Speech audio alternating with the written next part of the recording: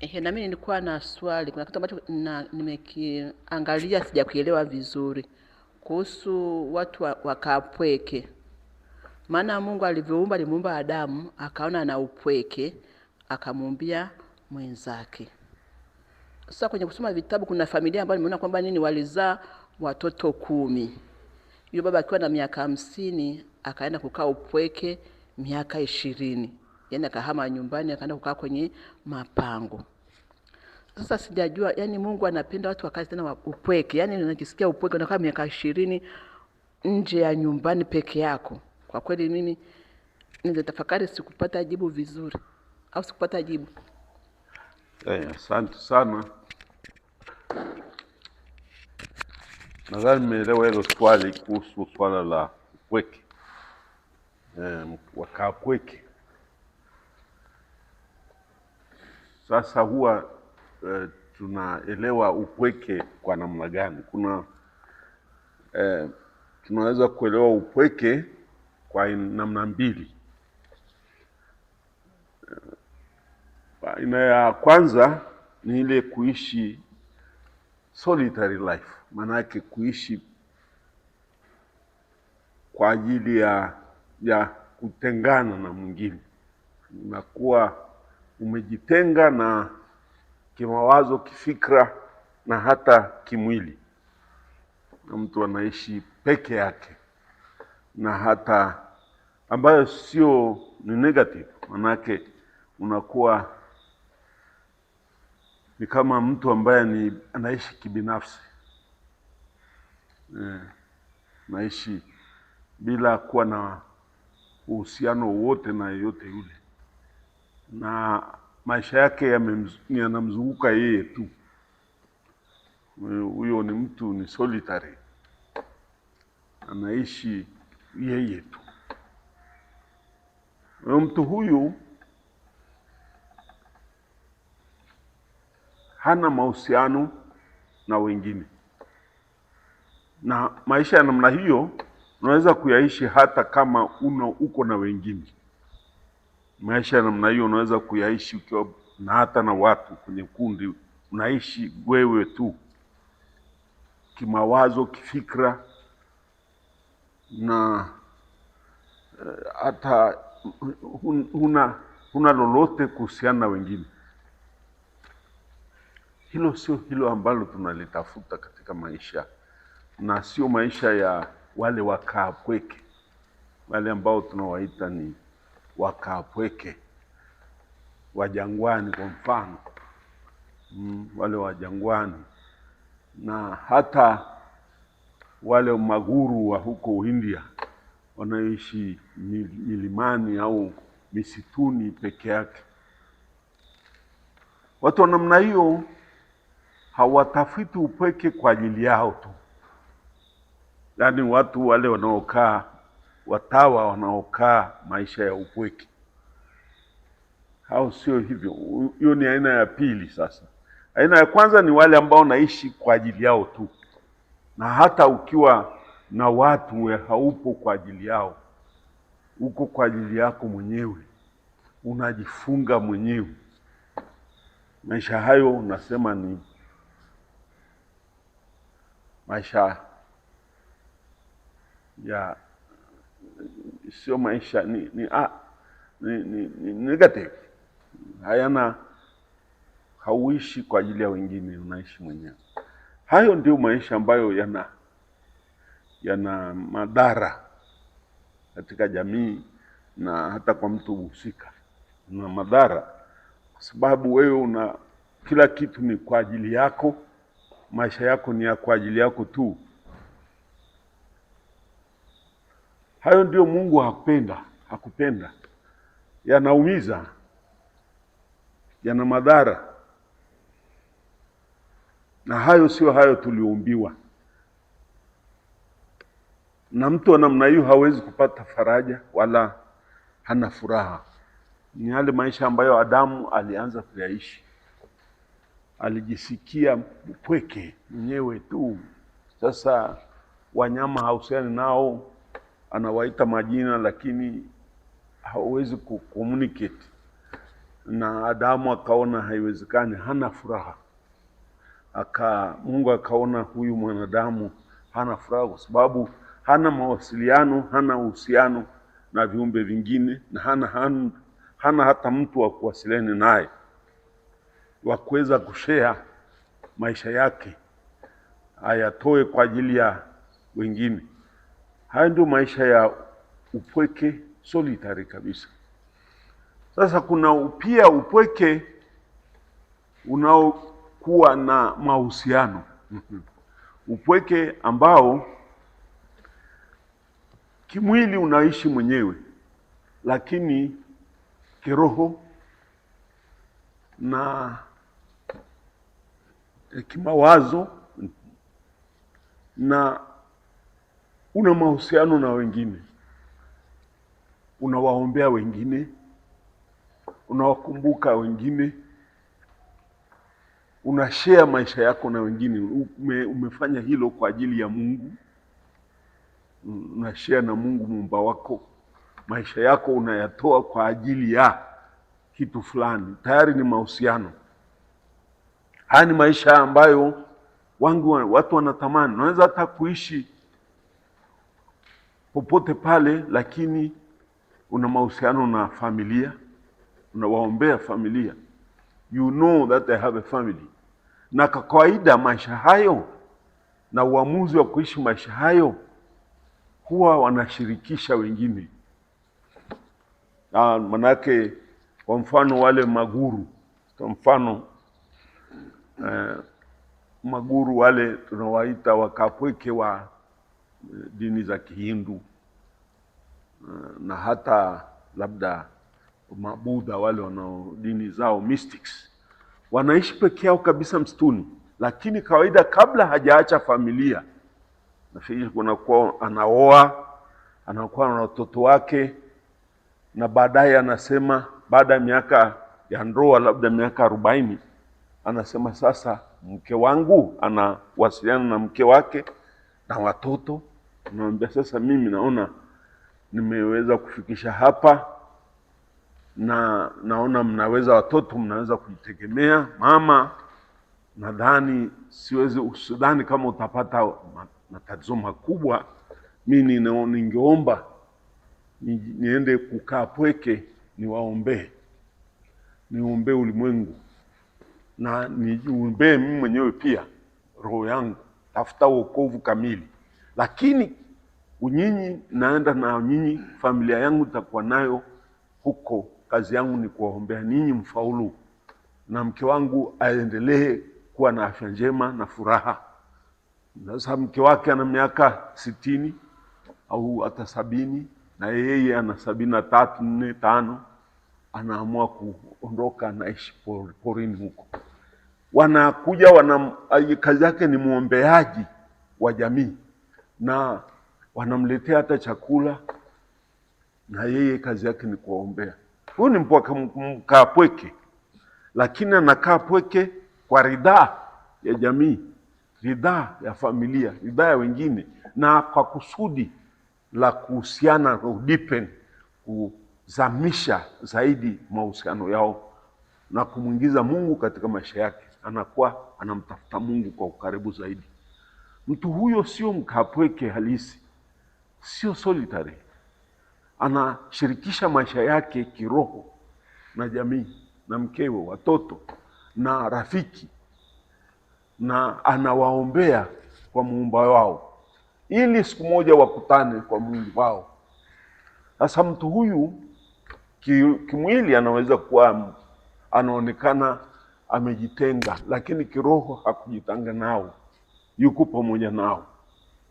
Sasa upweke huo ni ule wa kitawa. Watawa hawatafuti kujiokoa wenyewe, wanatoa maisha yao kama sadaka kwa ajili ya jamii, wazazi, ndugu, jamaa, rafiki. Hata kama alikuwa kama sisi watawa, sisi na Wakapuchini ambao walikuwa na ndoa zao, hatukupokei kama ulikuwa na ndoa na bado wanakuhitaji, tukupokei.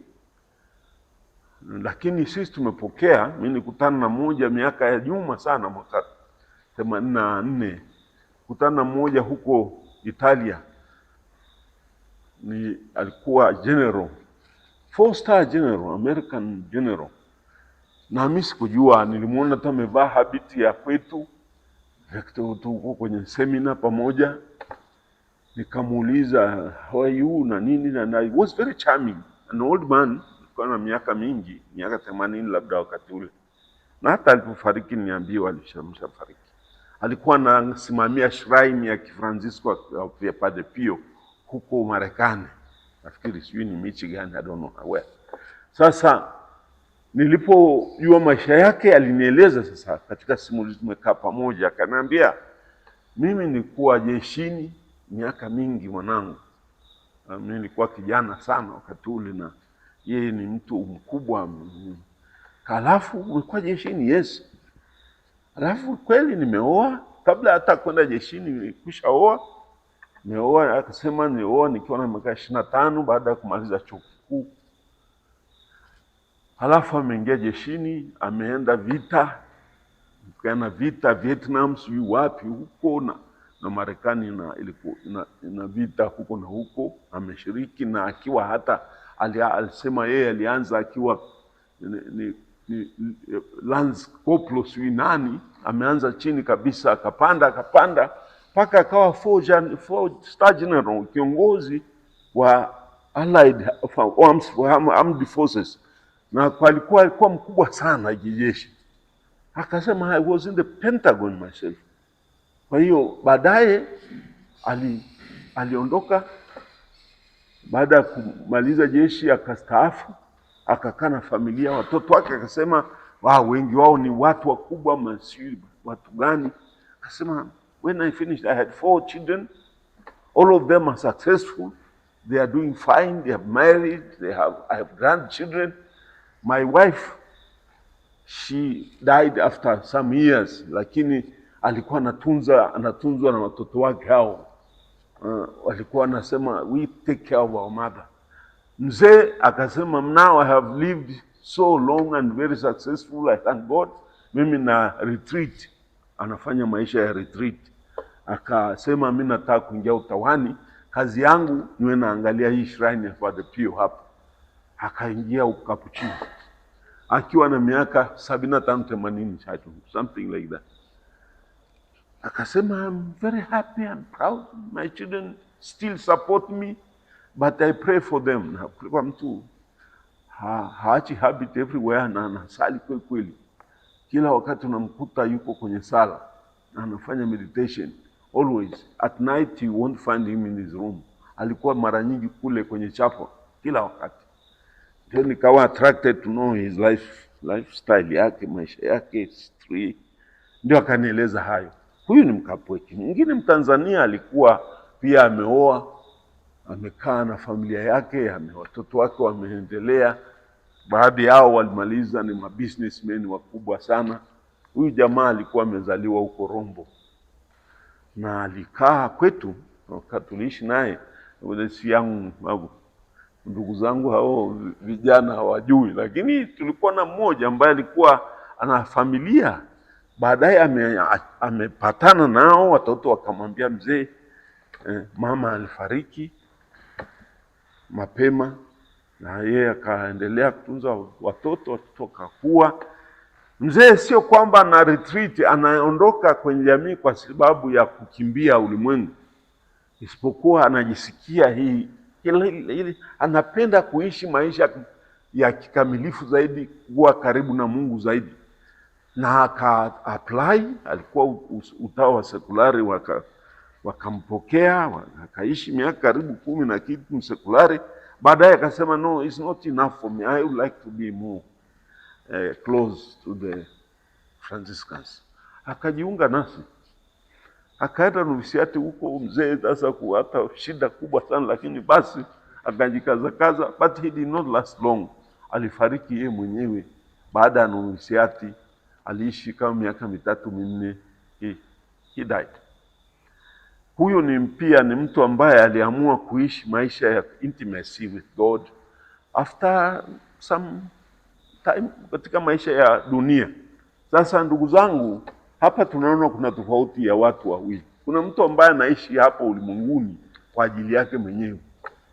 Huyo ndio mpweke ambaye hana faida, solitary, na ambayo hayana ukamilifu wowote. Anaishi kwa ajili yake mwenyewe. Upweke huo sio ule ambao Mungu alitutakia. Mungu alitutakia tuishi maisha ya kijamii, social life, ambayo akatupelekea mwenza, kwa sababu akamuumbia mwenza Adamu baada ya Adamu kujisikia pweke. Watu hawa ambao wanaishi maisha hayo niliyosema hawakujisikia pweke. No, they were seeking deeper relationship. Walikuwa wanatafuta mahusiano ya ndani zaidi, na hao ni positive. Lakini kuna wale ambao wanakimbia ulimwengu kwa sababu ya shida. Hao pia ni wana mahusiano, kwa sababu wameonja mahusiano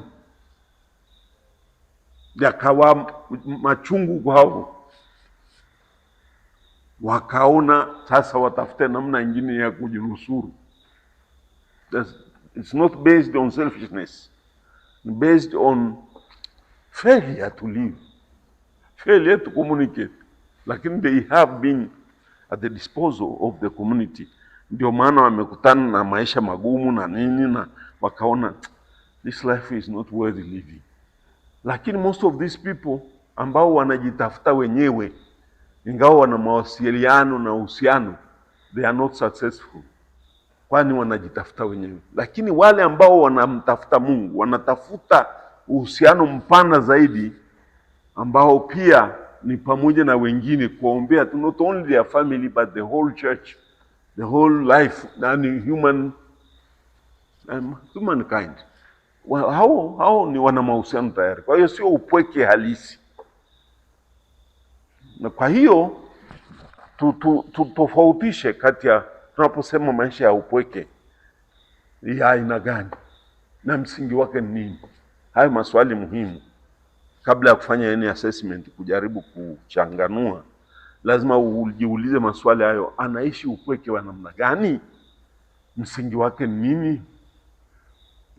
Kwa sababu kuna watu wanaoishi upweke wakiwa na watu, lakini kuna wengine wanaishi upweke wakiwa na upweke wakiwa na watu, lakini physically they are with people, but mentally, spiritually and humanly they are themselves and for themselves.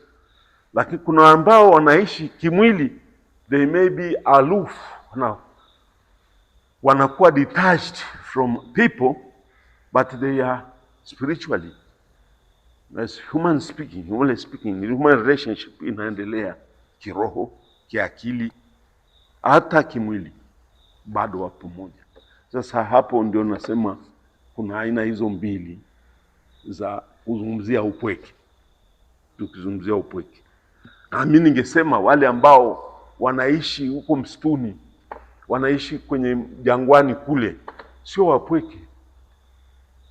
Wana mahusiano na wengine kiroho, wana uhusiano na wengine kiakili, wana uhusiano kila hata emotion wise. Lakini pia wamejenga uhusiano wa karibu zaidi na Mungu. They are looking and they are searching, wanatafuta uhusiano wa karibu zaidi na Mungu. Kwa hiyo sio kwamba hawana uhusiano. Hawa sio wapweke walio wa ukweli, na watawa wote wanapaswa kuwa hivyo. Watawa wa kweli wanapaswa kuwa si watu ambao ulimwengu umewashinda alafu wanajitafuta wenyewe. Mtawa asije kwenye shirika au kwenye utawa, hata wale wanaokaa jangwani wanaishi kwa ajili ya kujitafuta wenyewe. No.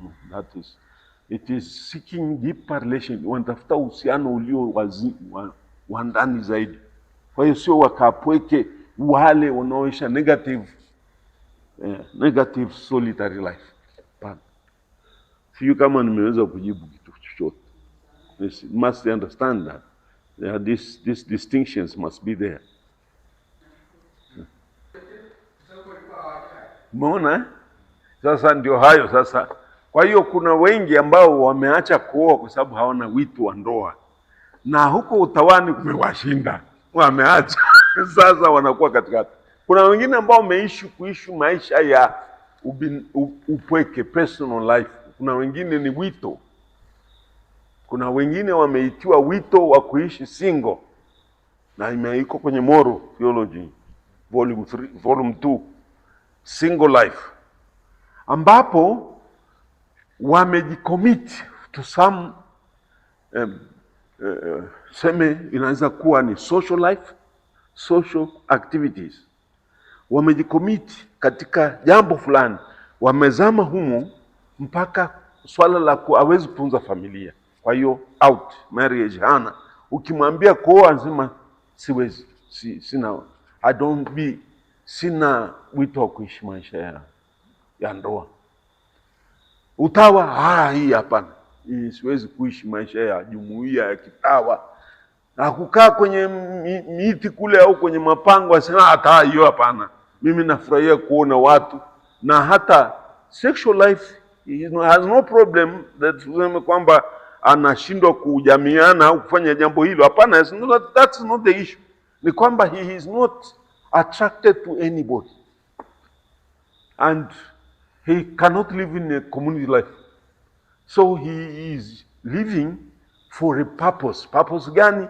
Sayansi.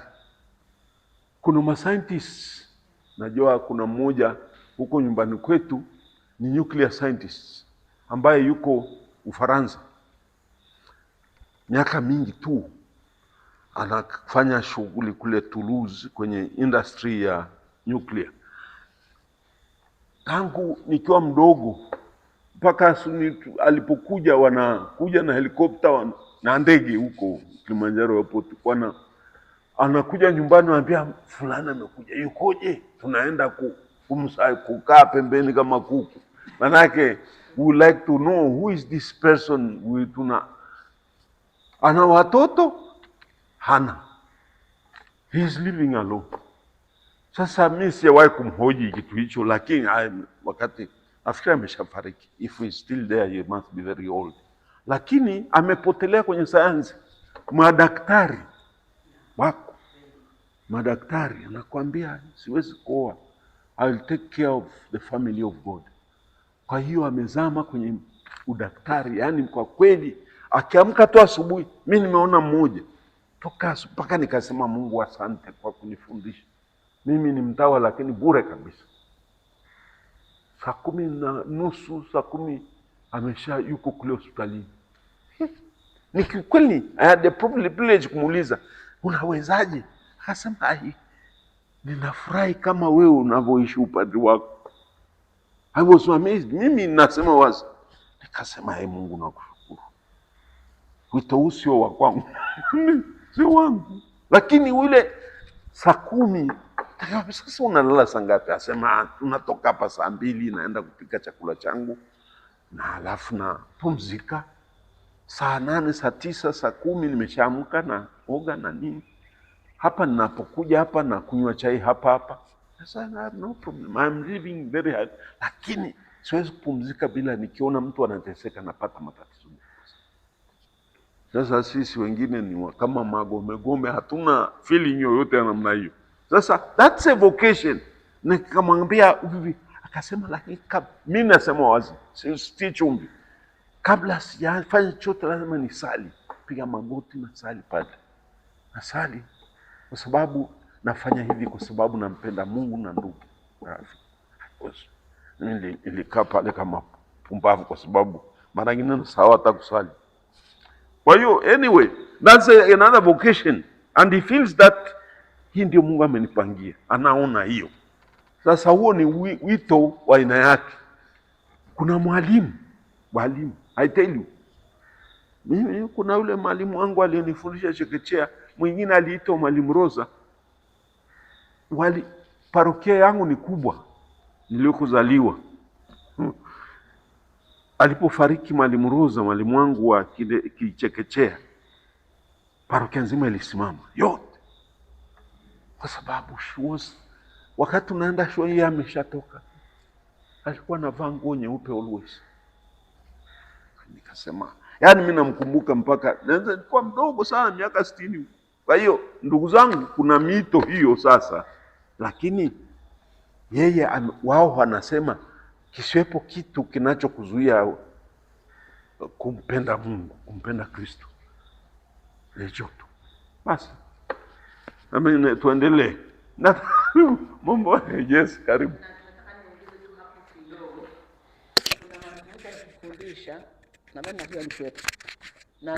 Kuhusu mambo ya miito, akasema utawa, akasema haya mambo ya ndoa, akasema na hiyo miito mingine ambao wengine hawaoi au hawaolewi, lakini akasema kwenye kule kuishi, anaanza kaishi maisha ya kama ni mwanaume akaishi maisha masafi, sio kwamba anakuwa haoi, lakini anakuwa na makando kando mengine, na kama ni mwanamke vile vile anaishi maisha yake ambayo ni yanakuwa ni maisha ambayo ni masafi, ambayo hayana makando kando.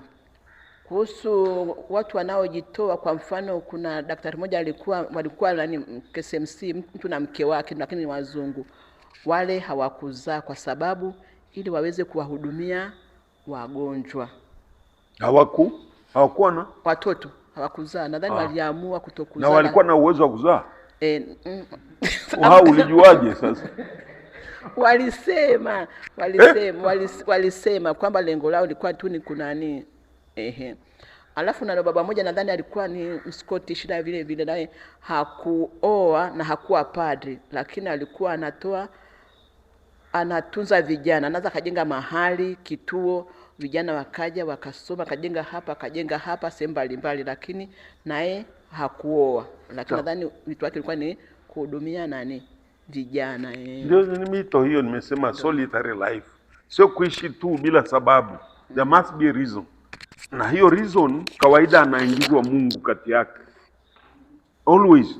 Kwa sababu hata maisha ya ndoa usipomuingiza Mungu hayakukamilika.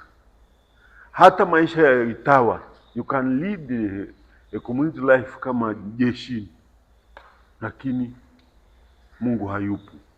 Ukaishi maisha hayo na wasema commitment to a mission, commitment to profession. Hiyo ndio hayo professional life. Unakuwa umejikomiti huko, lakini kama humweki Mungu kati yako na ile kazi, lazima uwe na malengo makubwa. Ndio anakufanya wewe uache maisha ya kawaida. Ndio hawa wa sasa, miito hiyo aina ya tatu. Nimesema miito mitatu mikubwa: maisha ya kitawa, maisha ya kikuhani, maisha ya kipadri, ambao hawa ni wameitiwa wito tofauti. Alafu kuna maisha ya ndoa, ni wito mkubwa, major, ndio mainstream vocation.